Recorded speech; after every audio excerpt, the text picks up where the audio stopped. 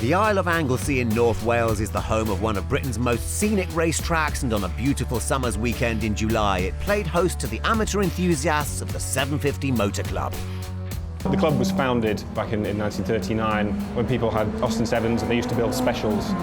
So they build their own sort of homemade racing cars, and it was a cost-effective way to get into motorsport. It was the first aimed at the home mechanic or tinkerer or somebody who wanted to compete on a sensible sort of real-world budget.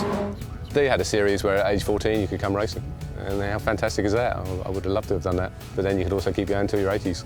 If there's someone out on the circuit that wants to just poodle around at the back, relive in the past, then everybody's happy. It's not a problem. Round 11 in the club's action-packed calendar fielded multiple race categories, all with healthy starting grids of eager grassroots racers.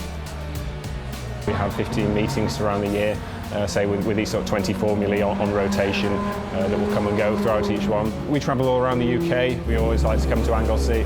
The views are brilliant. The track is fantastic. It's a great circuit. It's a wonderful track, very undulating, lots of challenging corners, very high speed out the back section. And then the corkscrews are fantastic.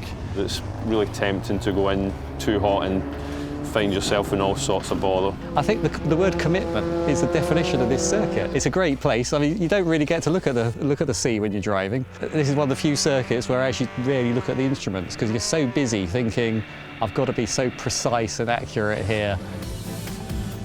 Early in the weekend, it was the 750 Formula Championship taking centre stage with affordable sports prototype race cars. 750 veteran Bob Simpson was looking for a good result.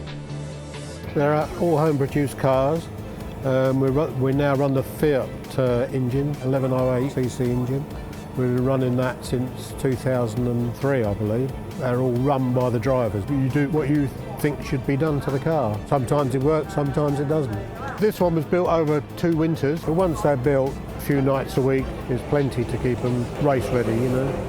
The Sports Specials Championship caters for creativity, all using production car engines with innovative modifications. In Anglesey, the fiercely contested category was fought out at the front by 2 friends and Sports Special stalwarts. We both had a series of cars that were both old and crashed, needed replacements. At the time, there was no one out there making a vehicle that made sense to buy. So as you do when you're in a pub and you've had a few beers, you come up with a master plan of we'll just build our own.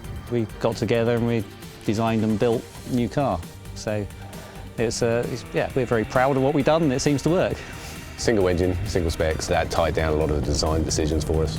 I guess the only key thing we did that was slightly different was to put the engine in the middle rather than at the front, and then to run chain drive. So from here to there is a chain on each side that you can't see with the bodywork on.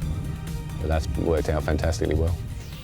Another immensely popular group are the Formula Vs, single-seaters of free design and construction, and this year celebrating their 50th anniversary in the UK. Went to the Motorsport show one year and saw a Formula V on the 750 Motor Club stand, and realised it was a lot cheaper than what I'd expected. So it's the engine out of a Volkswagen Beetle, the gearbox, drive shafts, front axle. It's predominantly built around a 1960s air-cooled Beetle. I think a standard Beetle engine gives out about 40 horsepower. These are circa 90 to 100 horsepower. Performance-wise, you're not far off a Formula Ford. So in terms of sort of bang for your buck, you're getting a lot for what you're paying for, if you like.